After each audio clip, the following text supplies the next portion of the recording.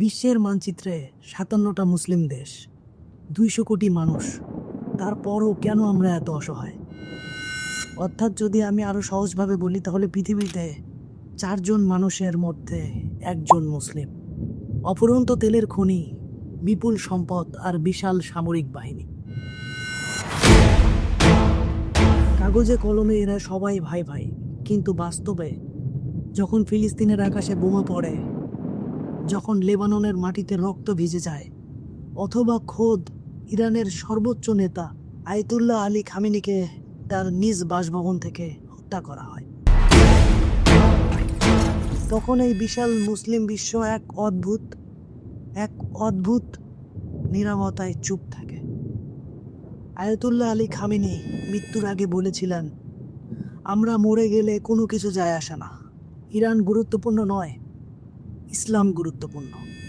একটু ভেবে দেখুন, যুক্তরাষ্ট্রের মদদে ইসরায়েল যখন ইরানের মতো একটি শক্তিশালী মুসলিম দেশের ওপর সরাসরি হামলা চালায়, তখন চারপাশের মুসলিম ইসলামিক দেশগুলো ভূমিকা কী থাকে?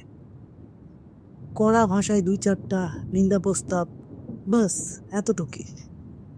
আর এর চেয়ে ভয়ঙ্কর সত্যটা কি জানেন? অনেক সময় এই হামলার জন্য আকাশপথ বা লজিস্টিক সাপোর্ট দিয়ে থাকে খোদ কোনো না কোনো প্রতিবেশী মুসলিম দেশই। এক ভাইয়ের রক্ত ঝরাতে আরেক ভাই পরোক্ষভাবেই সাহায্য করছে। এর চেয়ে বড় ট্র্যাজেডি আর কি হতে পারে? শুধু কি বাইরের শত্রুর আক্রমণ?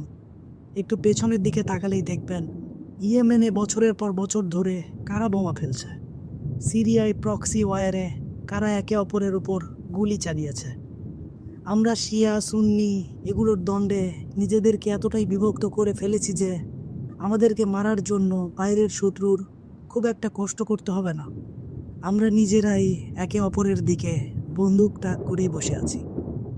ধর্মের দোহাই দিয়ে আবেগ ছড়ানো খুব সহজ, কিন্তু আন্তর্জাতিক রাজনীতির আসল ধর্ম একটাই, সেটা হলো স্বার্থ। অর্থনীতি, পশ্চিমা নিষেধাজ্ঞা থেকে বাঁচার তাগিদ, আর নিজেদের সিংহাসন টিকিয়ে রাখার ভয়। এই ৩ কারণেই আজ মুসলিম বিশ্ব বিভক্ত। যতদিন এই স্বার্থের রাজনীতি থাকবে, ততদিন এক মুসলিম দেশ হামলা হলে আরেক মুসলিম দেশ চোখ বন্ধ করে চুপ থাকবে।